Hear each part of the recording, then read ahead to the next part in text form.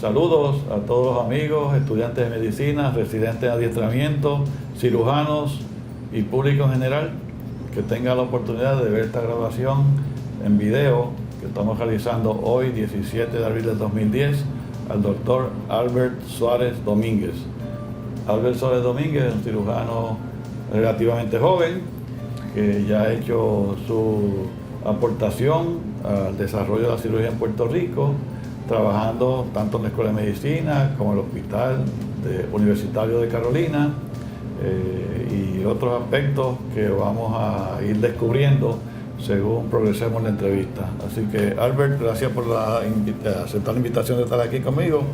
Y como te expliqué, esto va a durar como 1 hora y vamos primero a dialogar y preguntarte sobre tus aspectos personales, dónde naciste, tus padres, tu familia, después con quién te casaste, los hijos, qué hacen tus hijos, tu educación completa desde escuela elemental hasta el grado de medicina y el adiestramiento en cirugía y todas las cosas que has hecho positivas para el pueblo de Puerto Rico. Me puedes relatar las cosas bonitas que te han ido en la vida, las frustraciones que has tenido, los problemas, porque no todo es color de rosa, ¿no? Eso es y cómo tú ves la situación actual de Puerto Rico en medicina, en cirugía, y cómo a lo largo de 2 años la evolución que tú has visto desde que empezaste como estudiante hasta el presente en Puerto Rico. Así que vamos a comenzar. ¿Dónde tú naciste, tus papás y tu familia? Bueno, muchas gracias por invitarme, primero, ¿verdad? Me halagó que te acordaras de mí en ese sentido. Pues bien, yo nací en México, en Guadalajara. Mi papá y mi mamá tenían raíces boricuas. Mi papá es de familia de Ponce, pero nació en Nueva York. Mi mamá era una brujita de Guayama. Y en aquella época, pues mi papá trabajaba con Sterling Winthrop, así que nací en Guadalajara. Sí, tienes ciudadanía mexicana también. Bueno, se supone que tenga las dos, pero nunca he reclamado la mexicana, solamente tengo ahora la americana. Y entonces fuimos a Colombia, mi hermana nace en Colombia, pero desde tercer grado yo estoy en Puerto Rico. Y yo me eduqué completamente aquí en Puerto Rico. Estudié 1 año en San Antonio de Padua, Guayama, estudié varios años en la Academia de Santa Teresita, en Loíza, y entonces me gradué del Primer Socorro en el 1965. Allí, del 65, fui al CAAM, el Colegio de Agricultura y Artes Mecánicas, hoy conocido como Recinto Universitario de Mayagüez.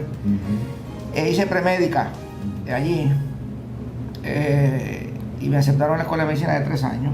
Estudié medicina en la Universidad de Puerto Rico. Empecé allá en el Río San Juan, al lado del Capitolio. En el 68. En el 68. Y entonces pues me gradué en el 1972. Hice cirugía general en el recinto de ciencias médicas, hospital universitario y asociados veteranos, ¿verdad? Y luego de acabar mi residencia en cirugía general, hice una pasantía, un fellowship en quemadura en University of Texas Health Sciences Campus at Dallas, conocida también como Southwestern Medical School, bajo el doctor Baxter. Estuve allí 2 años, del 77 al 79. Allí entrené formalmente en quemadura, tanto en adulto como en niño, porque él tenía 2 unidades, él tenía una unidad de adultos y una unidad de niños, así que me entrené en ambos. Y regreso a Puerto Rico y trabajo 2 años en el hospital industrial. Yo fui becado del hospital industrial para estudiar quemadura, con la idea de abrir una unidad de quemadura. En el 81 ocurre unas cosas donde se me informa que no van a hacer la unidad de quemado en el hospital industrial. Habían cambiado la administración del hospital, que no van a hacer la unidad de quemadura, y entonces el jefe de cirugía de la escuela, en aquel entonces don Humberto Blanco, me ofrece una plaza en cirugía en 1981. Así que yo crucé el parking y me fui para la escuela de medicina. ¿Tú terminaste cirugía bajo Gutiérrez, no? Gutiérrez. No. A Gutiérrez renunció un poquito antes de que yo acabara. Creo que Reynolds era interino en aquel entonces. Olivera. Olivera fue después de Rapucci. Sí, Olivera se había ido para auxilio. Creo que fue Reynolds interino, y creo que siendo Blanco fue el que firmó mis papeles, si no me equivoco. Entonces, volviste para la escuela cuando el doctor Luisito Blanco. En el 1981. He tenido egresado en la Escuela de Medicina desde el 1981 y también he tenido una práctica limitada mayormente en el auxilio mutuo. Y siempre me ha interesado la educación de los residentes y los estudiantes de medicina. Como ven, yo fui el primero entrenado en quemadura formalmente. En el pasado estaba el grupo del hospital industrial que atendía a pacientes quemados, que entre ellos estaba el doctor Izales, el doctor Bernal, el doctor Arredondo, el doctor Cortés y el doctor Keglas. Esos 5 cirujanos, pues yo trabajé con ellos allí mientras... Pero ellos sin adiestramiento formal en quemadura. Sí, ellos no tenían un adiestramiento formal. Entonces, he continuado en la cirugía general y cuando empieza a salir la laparoscopía, a finales del 80, principios de los 90, nos montamos en esa guaguita de laparoscopía y en la escuela empezamos a hacer cursos de laparoscopía, ayudados mucho por el doctor Gutiérrez en aquel entonces, y me acuerdo que traíamos invitados de Estados Unidos para que nos dieran el adiestramiento de laparoscopía, y por ahí seguimos en laparoscopía. En el 1969 yo me casé con mi actual esposa, Margarita Vilá. Ella de aquí de San Juan, de familia de Yabucoa originalmente, pero de San Juan, ella nació por acá. Mi madre muere de cáncer de páncreas y nosotros adelantamos la boda porque estaba muriendo. Nosotros casamos en diciembre y ella muere el próximo enero, así que lo hicimos bien, porque si no esperaba el verano pues ya hubiera estado muerta. Así que tengo 3 hijos: Alberto, Gladimar y Juan Carlos. Alberto Jaime. Los 3 ya están casados. Uno vive en Miami, en Kendall. Ese se casó con otra Margarita. Y tu esposa Margarita también, ¿verdad? Así que, y ese tiene 3 nenes. Gladimar, ella se casó con un abogado, vive en Ponce, en Gurabo. Esa tiene 3 nenes. Y entonces me ayuda a mí en la oficina, parte de la oficina, de staff de la oficina. Y entonces Juan Carlos, ese es el menor, ese empezó con la idea de ser veterinario, estudia en Estados Unidos, me saca un semestre en Australia porque allí iba a estudiar mamología, pero cambió a medicina y se hizo ortopeda. Él se graduó de aquí y se hizo ortopeda, está aquí ahora en Puerto Rico, pero por desgracia se va para Estados Unidos. ¿Sí? Se va a trabajar en Cleveland Clinic en Weston, Florida. Okay, perdemos ortopeda entonces. Ese es un ortopeda, correcto. Entonces pues yo tengo 8 nietos, ¿verdad? Él tiene 2 y los otros tienen 3. Mis intereses particulares, ¿verdad?, aparte de las quemaduras, en las cuales he estado practicando desde que regresé a Puerto Rico, pero una de mis frustraciones fue que nunca se pudo establecer una unidad de quemado en el hospital universitario ni en el hospital pediátrico. Y eso es una frustración porque, como digo yo por ahí, me estuve dando contra esto muchos años y no logramos absolutamente nada. Entonces ocurren unas cosas bien interesantes, políticas, que indirectamente me tocaron a mí, ¿verdad? En el 1992 fue, o 90, cuando eligieron a Rosselló. 92. En el 92. A ti te nombran secretario de salud, ¿verdad? Y entonces el doctor Lojo, que era jefe de cirugía en ese momento, me nombra a mí jefe de trauma, de la unidad de trauma, la recién abierta unidad de trauma en el centro médico.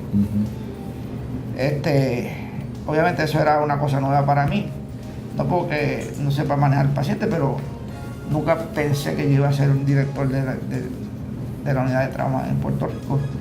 Y ahí estuve hasta el 99, más o menos interino, después de propiedad y después cubriendo un boquete porque no se conseguía una tercera persona. Ya yo había dicho que yo quería renunciar. Pero por fin conseguimos al doctor Pablo Rodríguez y entonces pues yo salgo a hacer cirugía general otra vez en el hospital universitario. Esa fue una cosa política que ocurrió. Entonces ocurre otra cosa interesante. En el 99 el Departamento de Salud le debía mucho dinero a la Universidad de Puerto Rico y no tenía el dinero para pagarle a la Universidad de Puerto Rico. Y llega a un acuerdo con el entonces presidente de la Universidad de Puerto Rico, el doctor Norman Maldonado, y le cede el hospital de la Universidad de Puerto Rico en Carolina, el hospital doctor Federico Trilla. Y entonces el doctor Lojo me pide que vaya a ser el jefe de cirugía del hospital de la Universidad de Puerto Rico en Carolina. Al principio yo estaba bien reacio. Yo decía, tienen que ir a Carolina todos los días. Y me llevó y vi el hospital.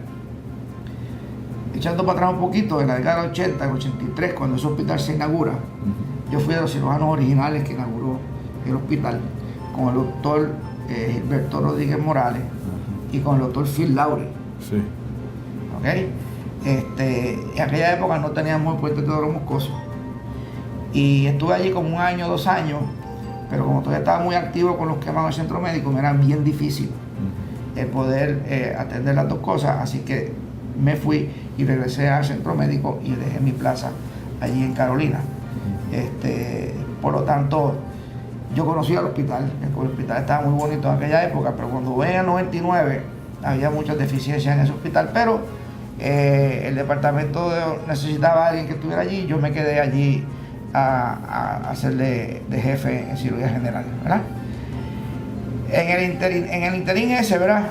En 1999 llegó allá, la cirugía no se hacía mucha cirugía, el departamento contaba de 3 facultativos nada más, había muchos problemas económicos que todavía los tenemos, pero menos. La cuestión es que pues estoy ahí desde entonces, o sea que ya estoy desde el 99, llevo 10 o 11 años más o menos. Ahora en octubre se cubren 11 años de yo ya estoy allí. Y ha habido muchas cosas interesantes en esos 11 años, ¿verdad? Por ejemplo, una de las cosas que estoy haciendo mucho hoy en día es cirugía bariátrica. Históricamente en Puerto Rico, que yo me acuerdo, ¿verdad? El doctor Vilella Suau, en la década de los 70, hizo unos cuantos yeyunoidal bypasses en el hospital metropolitano. Y creo que no tuvo mucho éxito, los pacientes se complicaron, se murieron muchos de ellos. Y esa cirugía, el yeyunoidal bypass, pues desapareció como cirugía bariátrica porque tenía muchas complicaciones. En la década de los 80, en el centro médico, yo hice 3 gastric bypasses. Porque los residentes me lo pidieron y yo cogí un libro y dije, pues vamos a hacerlo. Y operé a 3 personas, ninguna se me murió, gracias a Dios. 2 de ellas bajaron mucho, la otra no bajó mucho y después se perdieron porque se fueron para su pueblo, no las vi más. Pues bien, yo me olvido de esa cirugía bariátrica personalmente, pero sé que el doctor Gerhard Ramírez Sean en Mayagüez hizo unos cuantos casos, entre ellos operó un primo mío.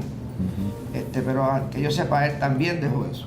Y yo creo que tú también incursionaste un poquito en... Y era gastric bypass lo que hacía Ramírez. Sí. Lo único que no dividía el estómago, sino que lo grapaba.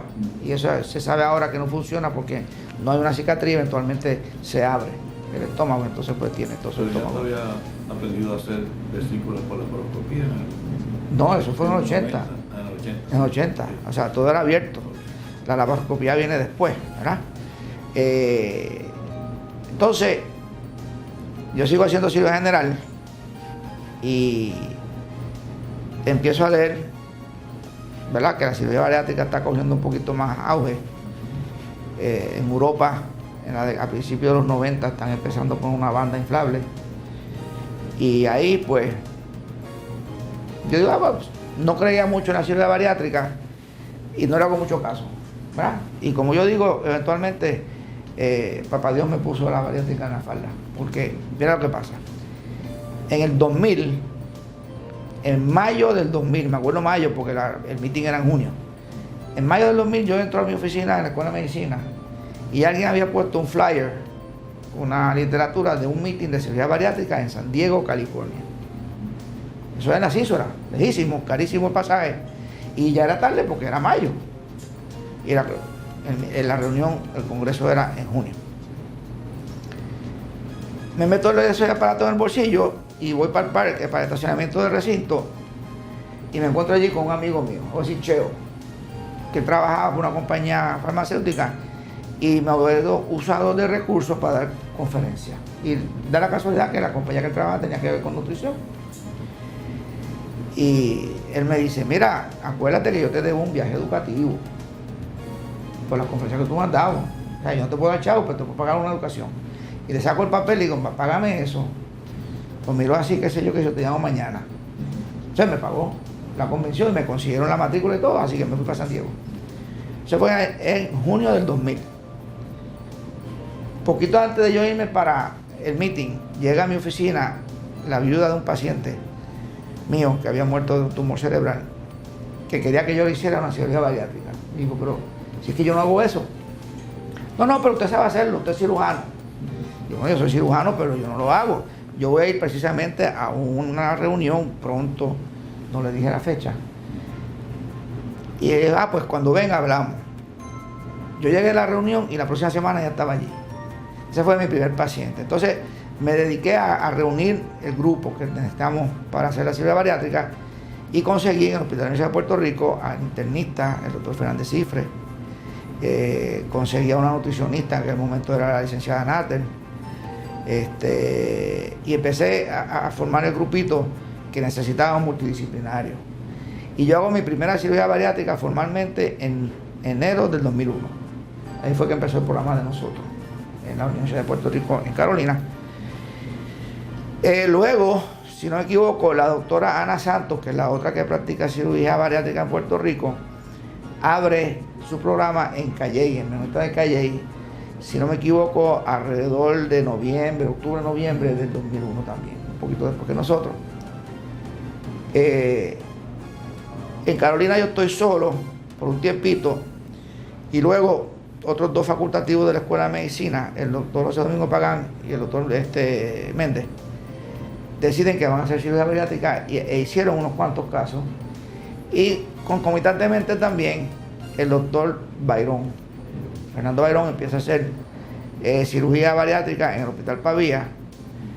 Yo siempre la he hecho en el Hospital de la Universidad de Puerto Rico como parte del programa de entrenamiento de los residentes. Y Pagán y Méndez pues las hacen unas en Carolina y otras en Presbiteriano, en el Ashford. El doctor Vargas, Manuel Díaz Vargas, hizo unos cuantos casos en San Pablo. Él empezó laparoscópico de entrada. Él es una persona de los pioneros en la laparoscopía en Puerto Rico, y todo lo hace laparoscópicamente. Así que él no hizo desvíos gástricos abiertos, sino todos fueron laparoscópicos. Pero eventualmente él deja de hacerla, no la hace más. Y así que actualmente ahora vemos, y entonces ahora tenemos otro muchacho que está en la Escuela de Medicina también, que es el doctor Rafael Iglesias. Y él hizo un año de Minimally Invasive Surgery en St. Louis. El doctor Gregorio Sicard le consiguió una plaza allí con el cirujano especializado en eso, y él hizo Minimal Invasive Surgery, y la mayoría de los casos que se hacen Minimal Invasive Surgery hoy en día pues son desvíos gástricos, gástrico bypass, cirugía bariátrica en ese sentido, ¿verdad? Así que él regresa y está conmigo allí en Carolina, y él está haciendo algunos casos de cirugía bariátrica. Así que... ¿En el centro médico no se están haciendo? No, están haciendo en Carolina todo. No, en el centro médico el doctor Bayrón hizo unos cuantos en una época, y hubo unos problemas políticos y qué sé yo qué. En el municipal, básicamente. En el municipal, sí. Entonces el doctor Bayrón pues decide irse y está en Fort Lauderdale, operando allá. Y parece que le más bien. Yo lo vi a él en el último meeting que yo fui del Congreso de la Sociedad Americana de Cirugía Metabólica Bariátrica, y se ve lo más bien, está lo más contento allá operando su cirugía bariátrica. Eso en cuanto a la parte profesional, ¿verdad? ¿Cuántos casos lleva ya? Yo estoy cerca de 1000. ¿De 1000? De 1000, sí. Casos que has hecho Sí, ya. sí. Estamos cerquita de los 1000. Estamos trabajando para certificarnos como centro de excelencia. Pero tenemos que llegar a 125 pacientes al año en el hospital. ¿Quién los acredita como centro de excelencia? Está lo que se llama Surgical Review Corporation, que es una corporación que se dedica a acreditar para cirugía bariátrica, pero también el Colegio Americano de Cirujanos puede acreditarlo. La administración del hospital decidió que querían que fuera Surgical Review Corporation, entonces por eso que escogimos a Surgical Review Corporation. Los requisitos, pues, el hospital tiene que tener 125 casos o más de cirugía bariátrica al año y el cirujano tiene que tener más de 50 al año. Este año, pues, yo cumplí, hicimos 92. Yo hice 92, el doctor Iglesias hizo creo que 10, pero el hospital se quedó con 102, 103 casos, así que no pudimos. Pero vamos a ir para adelante, a ver si eventualmente nos logramos certificar en cirugía bariátrica. Así que durante todos estos años, pues, hay muchas frustraciones y hay muchas alegrías, y en el sentido de que uno ve que su esfuerzo paga, ¿verdad? Tenemos un buen programa de cirugía bariátrica, los residentes están aprendiendo a hacer cirugía bariátrica. Cuando no están conmigo hacen alrededor de 20, 25 cirugías bariátricas en 8 semanas. Y los resultados se ven. Las frustraciones, pues tú sabes, la frustración más grande es que no hay dinero. O sea, desgraciadamente, en una época en el país había mucho dinero para salud, ¿verdad? Porque el gobierno federal aportaba muchísimo dinero. Yo me acuerdo del Hilberton Act, todos esos hospitales que se construyeron, el hospital de Yauco, Arecibo, Manatí, Carolina, que son hospitales regionales que se llamaban en aquella época. Pues entonces el dinero se hizo, esos hospitales se hicieron con dinero americano. Y eventualmente el problema que tiene nosotros es que no había dinero para mantenerlo. Sí. Y entonces pues adolecemos de equipo y material y personal. Y eso es uno de los problemas grandes que tenemos. Lo otro es el problema de las compañías de seguro médico. Tenemos que dar el servicio y no sabemos cuándo nos van a pagar. Eso poquito a poco ha ido mejorando porque la legislatura ha pasado leyes, ¿verdad?, que le aprieta un poquito más el cuello a estas compañías para que paguen, y ahora pues hay una que otra compañía que paga muy a tiempo, pero hay otras compañías que siguen tardándose 90, 60, 90, 120 días en pagar. Hay una legislación para que paguen a tiempo y sí, tienen que pagar intereses si se exceden. Estamos de acuerdo, pero hay una legislación, pero no hay la manera de meterle el diente. Ese es el problema.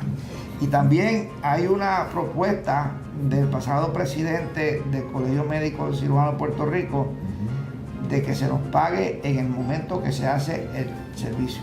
Sí, ok, al instante. Sí. Al instante, como tú te acuerdas de la difunta Cruz Azul. Sí, que tiene un sistema que de pago. Una maquinita que tú veías a los pacientes en la oficina, los pasabas y al final de la tarde tú lo cuadrabas y el otro día el dinero estaba depositado en el banco. Pues. Eso es lo que quería el pasado presidente del Colegio Médico. Que se puede hacer, eso es factible, claro. Seguro. Sí.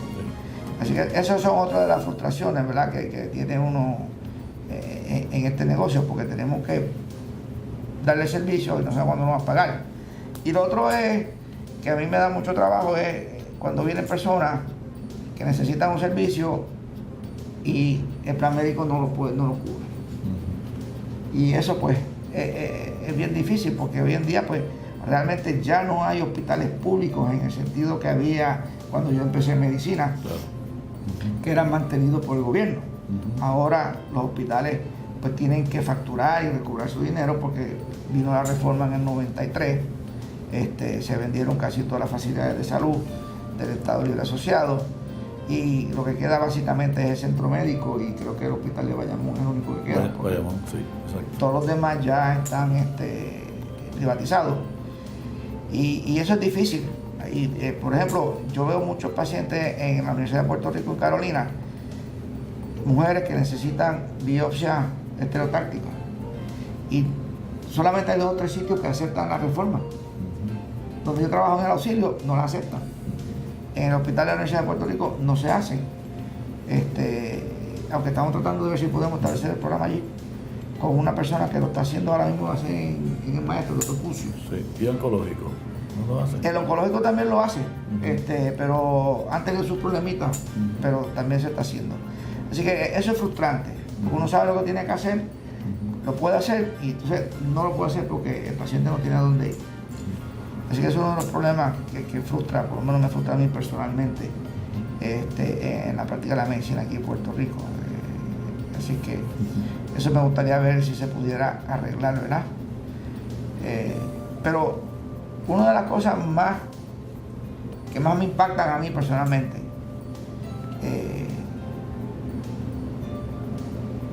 es el cambio en la educación de los residentes. Tú eres mayor que yo soy de los cirujanos que ya estamos entrando en la época de retirarnos. Y nosotros trabajamos, lo que llamamos el work ethics de nosotros era we work. Y trabajamos 12, 15, 20, 30 horas si había que trabajarla, ¿verdad? Hoy en día en la residencia los residentes tienen un límite de horas que pueden trabajar, las famosas 80 horas, y yo entiendo que están perdiendo mucho, no en conocimiento de la cirugía, sino en su comportamiento con su paciente. Cuando salgan a la calle, ellos no tienen 80 horas de trabajo. Mientras tengan un paciente en el hospital, él es el responsable de ese paciente en ese hospital hasta que se dé alta y después que se dé alta. Y si lo llaman a las 3 de la mañana, él no puede decir, no, es que ya estoy en mi hora libre. O sea, eso no se puede hacer. Y yo creo que los residentes están perdiendo ahí. Segundo, los residentes de hoy en día no están dispuestos al sacrificio que tú y yo estuvimos dispuestos, ¿verdad? Ellos quieren un trabajo cómodo, bien remunerado, para tener lo que ellos llaman quality of life, calidad de vida, ¿verdad? Así que yo creo que va a venir un cambio bien grande en la manera que se practica la medicina en Puerto Rico, porque las generaciones nuevas, la X, Y y la Z, como le dice el doctor Lobo, tienen una filosofía bien diferente a la de nosotros, pero va a traer un problema, y es que se van a necesitar más médicos para cubrir las necesidades del pueblo. Porque tú y yo estábamos dispuestos a trabajar 24 horas si hay que trabajarlo, ellos están dispuestos a trabajar 8. Así que vamos a tener que conseguir 2 médicos más para poder cubrir las necesidades. Y eso me ha dado mucho trabajo, decirle al residente, no, tú te tienes que ir para tu casa porque ya tienes las 80 horas. Sí. Se están comportando como un obrero en vez de un profesional. Exacto. Esa es mi opinión. Pero las agencias acreditadoras están exigiendo eso. Y yo creo que eventualmente va a venir para nosotros los que estamos en la calle.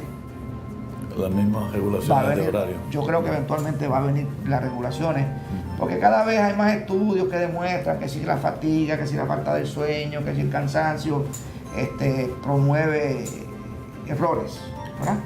Así que al igual que los pilotos no pueden volar más de ciertas horas sin tener tanto tiempo de descanso, pues eventualmente yo creo que a nosotros nos va a hacer lo mismo. Pero redondarán lo mismo, entonces necesitan más cirujanos para hacer el mismo trabajo que hacía otro que se esforzaba más y daba más allá de 12 horas o 14 horas, lo que sea. Correcto, eso es lo que va a pasar. Y sí. Entonces, y es otro problema que tenemos en Puerto Rico, no hay suficientes cirujanos. No, en Puerto Rico no hay suficientes. Imagínate tú, cuando yo hacía mi residencia, habían 4 o 5 residencias. Estaba el universitario, estaba el municipal, estaba Ponce, estaba Mayagüez. En un momento dado también estuvo Cagua. En un momento dado 5, ahora queda una sola residencia, la del hospital universitario. Y no solamente eso, sino que los que están terminando se están yendo a subespecialidades que no ven pacientes agudos en sala de emergencia. O sea, este año que pasó ahora, la graduación de mayo de los residentes, no se quedó ninguno en Puerto Rico. Todos se fueron a hacer sus especialidades. Oye, a mí me sorprende las muchachas que se van a hacer, una gran cantidad de ellas, breast surgery exclusivamente. ¿Es así? De las recién graduadas, Sí. que no entran a la práctica de la cirugía, sino que se subespecializan en seno. Y eso es electivo Correcto. bien cómodo. No van a hacer emergencias, no ven apendicitis, no ven diverticulitis, no ven pacientes agudos. Una práctica bien controlada, no ver emergencias.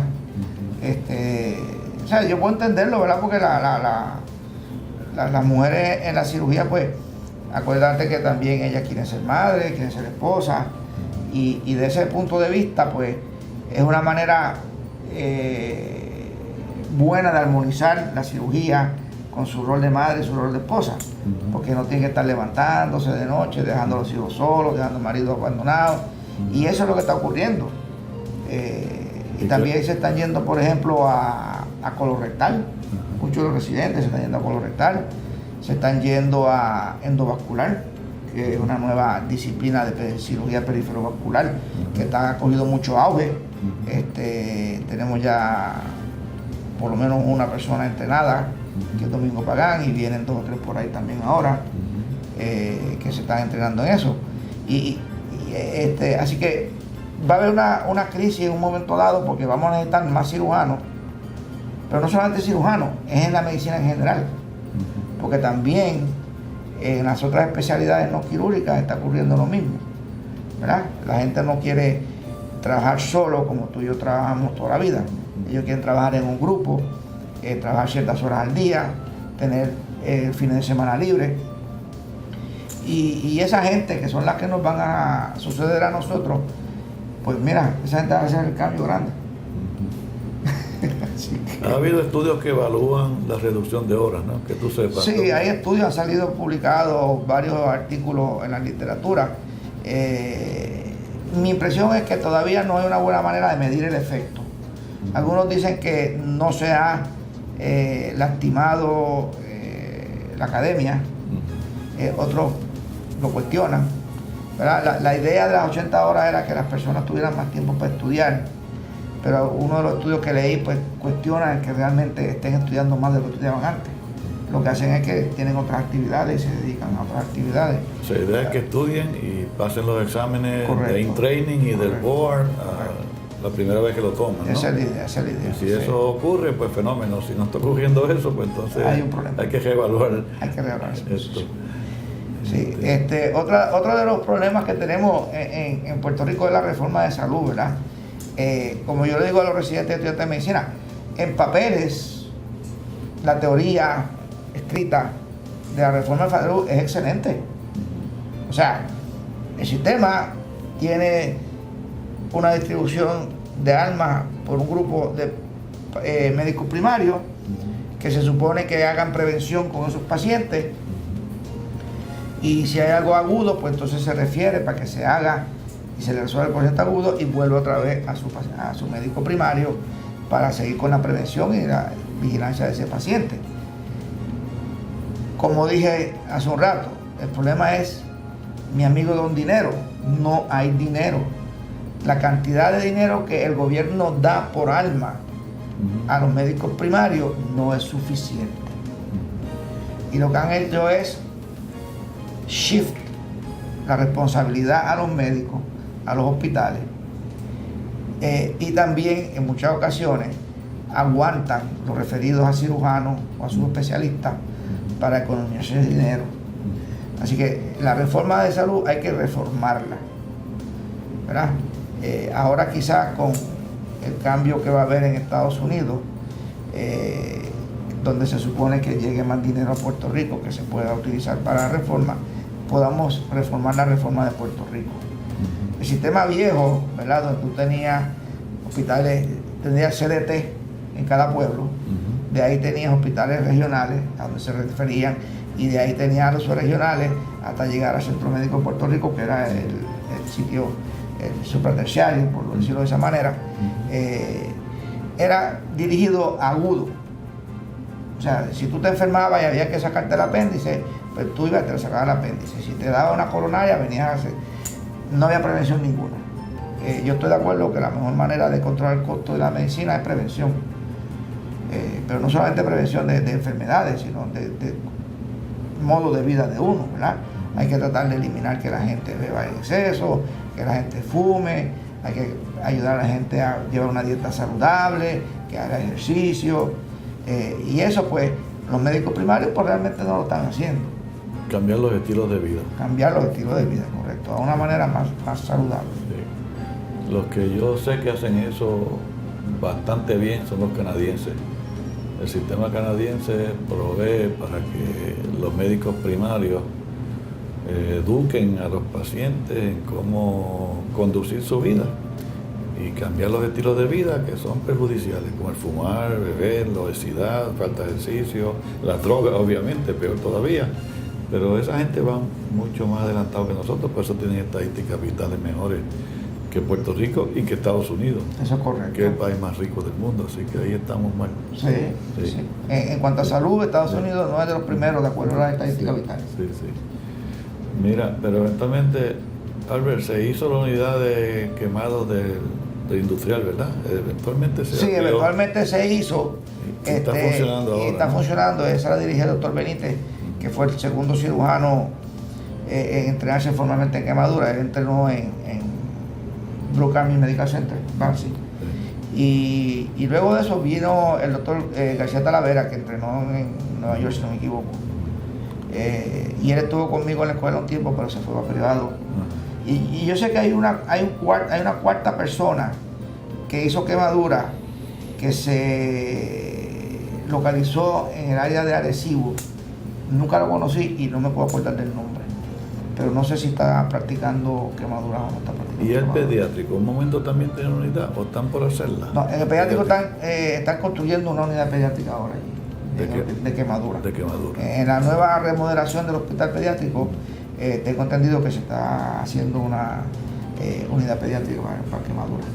Que ahora también tiene salas de operaciones propiamente. El hospital pediátrico ahora tiene su sala de operaciones, que no la tenía en mi época. Sí. Y yo tenía que pedirle prestada la sala a la doctora Avilés, Sí. que era la que tenía la sala los martes. Sí. Y esa era la manera que yo podía operar los pacientes quemados. Si ella tenía caso, yo tenía que esperar. En el centro médico. En el centro médico, Sí, porque en la allí era sala que del se centro hacía. médico. Pero ahora ya eso desapareció, gracias a Dios. Muy bien. Así que debe mejorarle el manejo de esos tipos de pacientes. Y cuando tú dejaste la unidad de trauma, ¿te sucedió aquí en Pablito? Sí, Pablo. Sí. Que está todavía allí. Que ahí está todavía, sí. Desde el 99 hasta Desde ahora. el 99 hasta ahora. Lleva Correcto. 11, 19 años, lleva ya, de 21 años. ¿El qué? Pablito allí, Desde el 99, no, 11. 11 años, 11 años, sí. 11 años lleva allí. Sí, sí. Sí. Muy bien. Y en general, ¿cómo has visto cómo ha cambiado la práctica de tu profesión? Desde que tú eres estudiante hasta que ahora ya eres un cirujano completo, con muchos años de experiencia. ¿Cómo tú has visto la transición en Puerto Rico?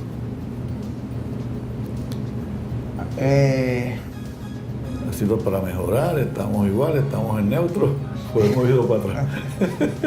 No, yo creo que hemos ido mejorando. Definitivamente ha mejorado. Acuérdate que cuando tú y yo entrenamos, no había CT, Sí. no había MRI, Sí. no había endoscopia flexible. Cuando yo acabo cirugía, trajeron el primer CT aquí, que lo trajo Colorgi, si no me equivoco. Aparecen las primeras máquinas de sonografía. Así que la medicina ha ido progresando acorde a el mundo, ¿verdad? Según salen los progresos, pues tenemos gente visionaria en Puerto Rico que trae ese equipo, trae esa manera de practicar la medicina y la mejoramos, ¿verdad? En ese sentido hemos adelantado mucho. La tecnología ha hecho los cambios. Ya casi todo el mundo se opera por las vesículas, es raro la vesícula abierta que se hace hoy en día. Podríamos mejorar y aumentar la cantidad de laparoscopía, pero tenemos el problema de los hospitales. O sea, los planes médicos al principio no querían pagar al hospital lo que costaba la laparoscopía. La laparoscopía, todo el mundo dice, eso es bueno, baja los costos. Bueno, pues vamos a verlo. Baja los costos de la estadía en el hospital. Pero acordándonos que el sistema de reembolso del hospital en Puerto Rico, que es el famoso per diem, mientras más días justificado esté el paciente en el hospital, más gana el hospital. Si el paciente está 5 días justificado, le van a pagar 5 días. Y de momento ahora las vesículas que se hacían abiertas se quedaban 5 o 6 días comiendo arroz y habichuela, como yo digo, ¿verdad? Y ahora se dan de alta al otro día o el mismo día. Entonces el hospital recibía el per diem de un día. Pues obviamente eso creó una crisis. Pues esa crisis se subsanó, los planes médicos pagaron más por los porcientos de laparoscópico, pero la laparoscopía no ha volado como ha volado en otros sitios, como digo yo, porque eso requiere un equipo, no solamente un equipo de cosas materiales, sino un equipo de personas, ¿verdad? Uno necesita un camarógrafo, uno que lleve la cámara, que sepa que sigue contigo, necesita un asistente, necesita un equipo, y eso es caro. Y desgraciadamente el sistema de reembolso en hospitales en Puerto Rico no cubre nada de eso. Por eso es que realmente son unos bolsillitos donde uno puede decir que la laparoscopía se hace avanzada. Por ejemplo, San Pablo con el doctor Díaz Vargas, ahora en el auxilio estamos forzando el issue, porque el doctor Pelete está haciendo mucha laparoscopía, yo estoy haciendo mucha laparoscopía. ¿Estás haciendo colon hand assisted? El doctor Pelete hace colon hand assisted. Yo he hecho fully laparoscopic colectomies. Antes las hernias incisionales las hacía abiertas, ahora estoy haciendo laparoscópica. He hecho algunos casos bariátricos por laparoscopía. Así que estamos forzando el issue, ¿verdad? El doctor Iglesias se entrenó en Minimal Invasive Surgery. Este año, ahora en mayo, cuando se vayan, hay 2 residentes que se van a hacer Minimal Invasive Surgery también. Así que va a venir gente entrenada en Minimal Invasive Surgery, y por lo tanto van a forzar a que los hospitales provean lo que se necesita. Compren el equipo, sí, para poder hacerlo. ¿Quién está haciendo adrenales por la laparoscopía? El doctor Méndez. Él entrenó en endocrino. William Méndez. William Méndez, sí. Él fue a Florida, a la Universidad de Miami, si no me equivoco, y él es el que está haciendo las adrenales por la laparoscopía. Y también el doctor Iglesias está entrenado para hacerla, ¿verdad? No sé si le llegan porque pues no tiene la subespecialidad de endocrino, pero el doctor William Méndez sí la tiene. En el centro médico. En el centro médico, sí, el doctor William Méndez es el centro médico. Muy bien. ¿Y tú has publicado artículos sobre quemaduras y otros tópicos de cirugía? En el pasado publicamos unas cuantas cosas. De hecho, estamos citados en los libros de cirugía porque el doctor Miguel Echenique y yo sacamos el primer MEC laparoscópico en el Hospital Auxilio Mutuo. Qué bien. Y estuvimos en ese hábito unos años y también publiqué cuando hice investigación en el laboratorio de cirugía experimental bajo el doctor Santiago Ortín. Pero aparte de eso no he publicado nada más. Sí. Ok. ¿Y los planes tuyos cuáles son? ¿Quedarte allí? Mis planes son seguir saludable. Primero que nada. Yo lo único que tengo que tomar todos los días es 2 pastillitas. Una porque tengo el colesterol un poquito alto y una porque tengo la presión alta. Pero aparte de eso, gracias a Dios, voy al gimnasio 3 veces a la semana, hago mis ejercicios, trato de mantenerme en un peso. Llevo 11 años en el mismo peso que estoy ahora. Así que en ese sentido estamos bien. Segundo, estoy debatiendo cuándo me retiro, ¿verdad? Y yo creo que yo no me voy a retirar por un buen rato, pero posiblemente deje la práctica privada y me quede de lleno en la escuela de medicina. Deje lo que tiene en el auxilio. Exacto, dejo lo que tengo en el auxilio, entonces me quedo en el hospital de la Universidad de Puerto Rico y en la escuela de medicina. Y si se me logran los planes que tengo, pues sería lograr la certificación del hospital como centro de excelencia en bariátrica, y entonces si me aceptan ver los nenes quemados en el pediátrico. Sí. Que ahora mismo no hay ningún cirujano allí, ¿no?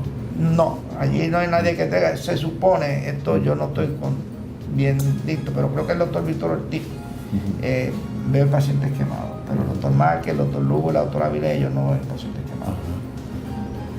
Pero Víctor creo que se está alejando también del pediátrico, está por Bayamón ahora. Sí, está en el Children's Hospital en Bayamón. Sí, exacto. Sí. Así que esos son mis planes, y seguir, mientras pueda, pues seguir atendiendo pacientes, dándole buen servicio y tratando de ayudarlos en lo que podamos. Muy bien. ¿Y la escuela de medicina, cómo tú ves las cosas? ¿Está estable? ¿Está inestable? ¿Va a cambiar? La escuela de medicina tiene el mismo problema que tiene la Universidad de Puerto Rico, falta el chavo. O sea, desgraciadamente la fórmula de asignación de fondos a la universidad es 1% de lo que entra al gobierno, y estos últimos años lo que ha entrado al gobierno ha ido en picada, así que el presupuesto de la universidad ha ido bajando. y le toca también al recinto de ciencias médicas. O sea, el sistema universitario tiene creo que 11 recintos, si no me equivoco, y hay que dividir el dinero entre esos 11 recintos. Así que ciencias médicas también va a tener un déficit, y de hecho la escuela de medicina va a tener un déficit, y se está amarrando los cinturones, todas esas cuestiones. Desde el punto de vista académico, pues gracias a Dios la escuela de medicina ha sido acreditada cada vez que ha sido evaluada por la agencia acreditadora. La residencia de nosotros ha sido acreditada todos estos años, también sin ningún problema. Venía ahora en junio para acreditarnos otra vez nuevamente. Los residentes han estado pasando el board, así que estamos en el % necesario, que es más de un 60% por first time takers. Así que desde ese punto de vista estamos bien, ¿verdad? La escuela de medicina pues necesita más dinero. El problema es don dinero, desgraciadamente. Es como yo le digo a mis amistades, nosotros somos un país del tercer mundo con un tío rico que nos da chavo de vez en cuando. ¿Ves? Es la verdad. Y como dice el doctor Hawayek, compañero de clase, ginecólogo, dice, nosotros tenemos gusto de champán con presupuesto Mavi. Eso es verdad. Pero como tú dijiste ahorita, la residencia es la única que queda. No se puede perder. No. Porque si se pierde, entonces sí que estamos mal. Así mismo es. Porque entonces las otras se podrían perjudicar, medicina interna y las quirúrgicas que dependen de cirugía general, ¿no? Correcto. Así que no, si cirugía pierde acreditación, se van, casi todas las quirúrgicas se pueden ir. No, esa es la joya de la universidad, fíjate. Eso no se puede lastimar, nunca, porque si no, nos vamos a ver la etapa ridícula de ir a Estados Unidos a adiestrarse en cirugía general y las especialidades quirúrgicas que son únicas todas ahí en el centro médico. Sí, así mismo. Sí. Sí, porque las subespecialidades nunca ha habido fuera de allí. Exacto, o sea, todo ha sido las subespecialidades quirúrgicas todas son en el centro médico. Las 4 quirúrgicas grandes y anestesia y medicina física y todas las cosas que están allí. Ahora con el cambio de política se vislumbra que va a cambiar el sistema, ¿no? De nuevo, que va a coger cambios a alto nivel. De hecho, el rector ya se fue y hay un rector interino que supone que se escoja uno ahora próximamente.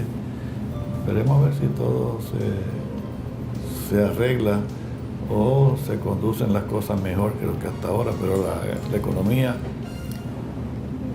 va a impactar. Se suponía que esa ley 7 no lastima a la universidad, pero lo lastima, como tú dices, los ingresos generales del gobierno, y hay una fórmula que creo que es 9% que va por la universidad. El 9%, así sí. Que ese numerito es que sí. se puede... No, ese no varía, y si entra mucho dinero, pues 9% es mucho, pero si entra poquito dinero, el 9% no es suficiente. Exacto, sí. Muy bien. ¿Y qué es lo que más te ha gustado a ti en todos esos años que tú has hecho, en la práctica? Tú, al principio de los 89-90, aprendiste a hacer vesícula por la laparoscopía, ¿no? Sí. Y las hacen también en Carolina y en Universitario, en todos sitios, además de la bariátrica. Sí. Yo hago mucha laparoscopía, casi todos los procedimientos de vesícula son por laparoscopía, las hernias incisionales las estoy haciendo por laparoscopía. Hice hernias inguinales vírgenes por laparoscopía antes de que apareciera la mallita de 2 pisos, como digo yo. Y realmente no creo que justifique que yo ponga en riesgo los intestinos y las arterias grandes para reparar una hernia inguinal virgen. Por laparoscopía. Por laparoscopía. Las recurrentes, esos son otros 20 pesos, ¿verdad? Y así que yo las hernias inguinales ya no las hago. Y lo curioso es lo siguiente, aquí vino en la cara. La hace y le pones el mesh. Sí, claro, sí. Ahora es con malla.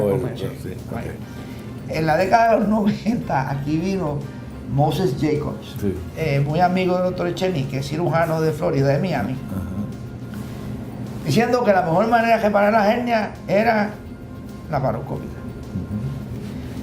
El colegio cirujano lo trae, y entonces empieza a hablar que la mejor manera de reparar las hernias inguinales vírgenes era con la mallita de 2 pisos, como digo yo, y se alejó de hacerlas también, ¿verdad? Así que en ese sentido la hernia todavía hay mucha controversia, ¿verdad? Si laparoscópica o abierta en la ingle con la mallita. Yo la pongo en la mallita en la ingle y a la verdad que la recurrencia es casi cero.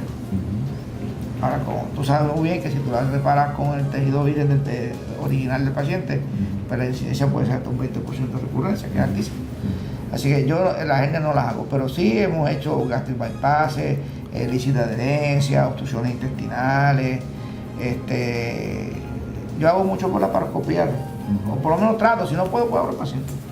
Pero también se dice que si lo haces por la laparoscopía le pones una malla, si ese paciente es varón y después le da algo de próstata, dicen que el urologo se hace sí, porque tú pones una malla. Sí. Tú pones una malla bien grande, sí. y coges parte del área donde está la vejiga, que tiene que despegar eso y es un lío. Sí, para el urologo es un nightmare. No lo puede hacer. Sí, es una pesadilla. Es una limitación también de reparación de hernia por la laparoscopía. Sí, ha llegado. Fíjate, para vesícula sí, que ya se acepta que es el estándar, ¿no? Sí, correcto. Gold Sí, standard. yo creo que donde más impactó realmente la laparoscopía, por lo menos desde el punto de vista cirujano, es en la vesícula. Porque nosotros antes teníamos que hacer una subcostal, aunque yo siempre he hecho línea media, porque soy zurdo, pero del otro lado. Pero esa decisión, el paciente estaba 4 o 5 días en el hospital y tenía que estar 3 o 4 semanas adicionales en descanso por la herida. Pues la laparoscopía en la vesícula, eso fue una revolución grande. Y ahí ya no hay duda, ¿verdad? ¿Y hernia de hiato estás haciendo? ¿Qué las haces aquí? No, yo no hago hernia de hiato. No. Digo, hice una los otros días en el auxilio y le puse un parchito, ¿verdad? Pero realmente a mí no me llegan esos casos. Aquí yo sé que le había hecho el ojo, una época estaba haciendo hernia de hiato. Abierta. Abierta. ¿Bailón las hacía? No sé, nunca hablé con él si hacía o no hacía. Ahora que hernia de hiato no son tantísimas las que hay que operarlas y entonces pues llegan a otro sitio. Yo sé que el doctor Iglesias ha hecho una que otra laparoscópica. Y la que yo hice laparoscópica realmente, si no hubiera sido porque al paciente le habían hecho una reparación abierta antes, hubiera sido mucho más fácil. Porque uno por allá abajo, uno saca todo para abajo, entonces con una malla, la pega y se acabó. Así que debe ser mucho más fácil que abierta. Sí, ¿quién está operando páncreas distal o vaso en Puerto Rico? Por laparoscopía, ¿alguien lo está haciendo? Yo sé que Pagán ha hecho,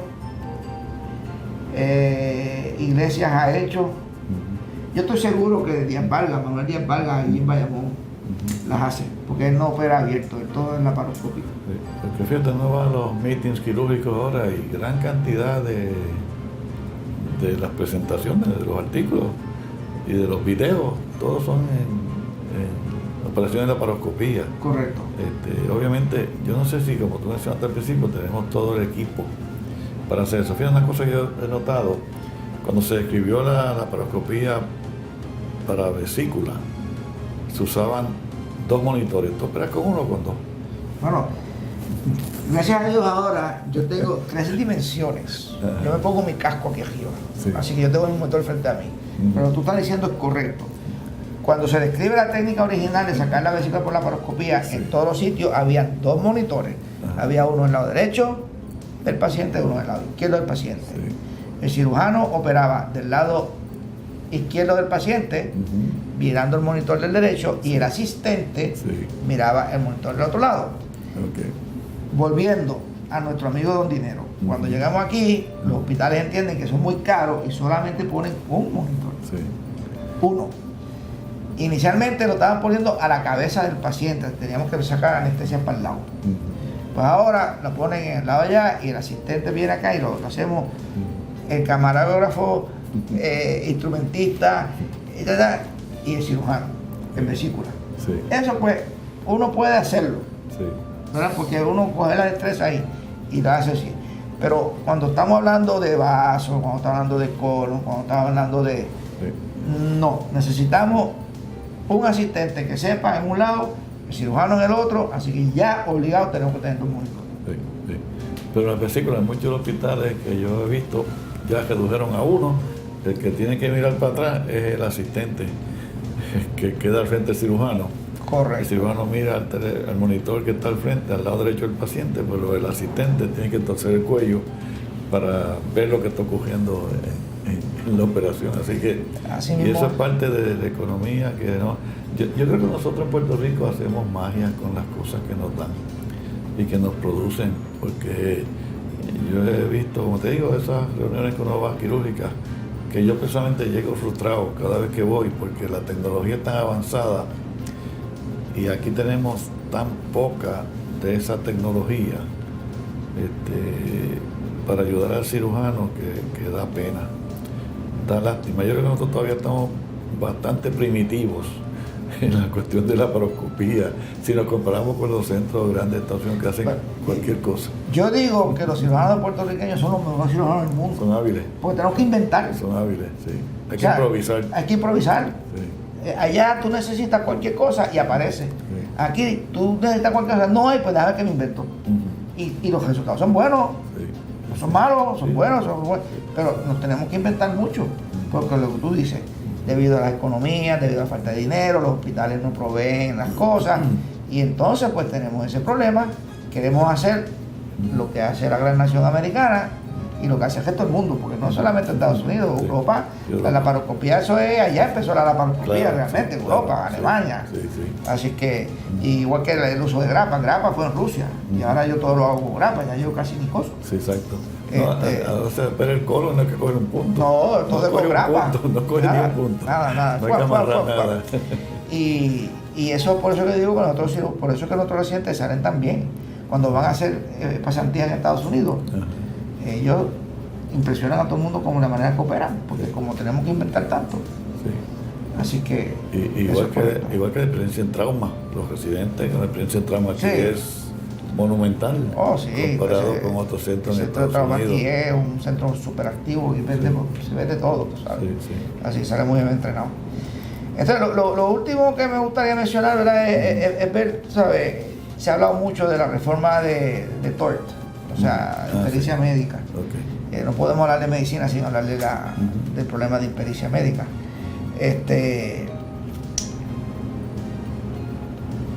Aquí hay muchas demandas frívolas. Y tiene que haber un mecanismo de que esas demandas frívolas no lleguen a ningún sitio, pero temprano, para evitar el costo de descubrimiento de pruebas y llevar aquí, llevar allá. Ese es un punto que debemos tratar de arreglarlo, ¿verdad? Porque en realidad la mayoría de las demandas no llegan a ningún sitio. ¿Verdad? El paciente se furruchó con el cirujano, con el médico, entonces lo demandó y después se prueba que no tiene ninguna razón de ser una demanda. Sí. Segundo, yo no conozco a ningún médico que a propósito cause daño, o sea, con maldad y alevosía, como dice la ley. O sea, yo no creo que haya un médico que de entrada diga, yo voy a entrar ahí y yo le voy a romper los intestinos para que se muera. No, yo no creo que exista un médico así. Ni en la guerra que opera el enemigo. Por eso, ni la guerra, tampoco. Sí. O sea, yo creo que se cometen errores. Y nosotros somos seres humanos, no somos perfectos. Por lo tanto, si no somos perfectos, vamos a cometer errores.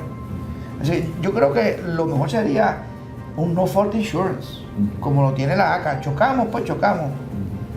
Yo pago, a mí no importa quién tiene la culpa, quién no tiene, tú tienes un seguro, yo pago. Pero un no fault insurance, tú te vas a operar de vesícula, pues sacamos un no fault insurance. Pasó algo desagradable, te pagamos el seguro y se acabó. Y eso ayudaría grandemente a que haya más disponibilidad de servicios médicos en la comunidad. Porque actualmente el problema de las demandas es tal que los médicos se han dado cuenta que pueden subsistir con casos de poco riesgo. Y entonces los casos de alto riesgo los mandan ¿a dónde? Al centro médico. Y eso está abarrotado allá de pacientes que si hubiera un no fault insurance, probablemente la gran mayoría de esos pacientes que están haciendo se estarían haciendo en la comunidad. Se ven en la periferia. Sí. Se verían afuera, porque solo tienen la facilidad de ortopedia, especialmente en hospitales grandes como el Auxilio, Pavía, Prepi, ¿verdad? Que tienen ortopedia. Pero los casos de ortopedia complicados, nadie los quiere, los mandan todos para el centro médico, entonces allí a esperar. Y eso, pues eso no está bien. Así que yo creo que debemos luchar para que haya un no fault insurance. Tú te aseguras, tú quieres 10 mil pesos, 20 mil, tú qué sé yo qué. Compramos el seguro, tú te operas, no pasó nada, bueno, pasó algo, le reclamas al seguro. Tú sabes que antes cuando uno viajaba en avión, si tenías miedo de estrellarte, comprabas un seguro. Sí, yo me acuerdo de eso. ¿Ah? Yo viajé unas cuantas veces y como tenía el nene chiquito, pues yo sacaba un seguro, ¿verdad? Era baratísimo. Por si acaso, claro, y casi nunca se estrellaba. Porque el viaje de avión es bien seguro, ¿verdad? Igual pasa en cirugía, las complicaciones ocurren, pero no son tan comunes, no son tan frecuentes. O sea que un seguro parecido a eso se puede, pero no ha habido voluntad. Así que yo no sé si hay deseo de los nuevos administradores, legisladores, y nosotros como médicos, o la sociedad en sí, promueva que se haga un cambio. Así que veremos a ver si se resuelve algo en esa dirección. Pues entonces, ¿tú estás contento contigo mismo con lo que has hecho en tu vida? ¿O te faltan cosas por hacer? Bueno, me faltan dos cosas. O sea, porque ya mis hijos están criados, el mayor es ingeniero, Alberto. La nena está felizmente casada, tiene sus 3 hijos, trabaja allá, el menor es ortopeda. Estamos saludables, mi mujer y yo estamos disfrutando ahora de lo que estamos trabajando. Así que esa parte estoy bien contento. Tengo 8 nietos divinos. Así que estoy bien feliz en esa parte. Mis únicas 2 frustraciones, número 1 es que no hemos logrado una unidad de quemados para el pueblo. Tenemos la hospital industrial que se hizo la unidad eventualmente, pero eso es para casos relacionados a accidentes de trabajo. Así que una unidad cerrada, de vez en cuando admiten pacientes de afuera, pero esa es una frustración en el hospital universitario y en el hospital pediátrico. Eso. Y lo otro, en ese sentido, es lograr la acreditación del Hospital de la Universidad de Puerto Rico como centro de excelencia en cirugía bariátrica. Muy bien. Eso es lo que esos son los 2 rabos sueltos que tengo que amajar. Que vas a atar y entonces te retiras. Y entonces me retiro. Alberto, pues gracias por estar aquí. Gracias, Vicky. Es un placer tenerte. Estuvo interesante. No solamente lo que hablamos ahora, sino que lo que hablamos antes, de toda esa historia que ya tú tienes ahí, va a ser interesante.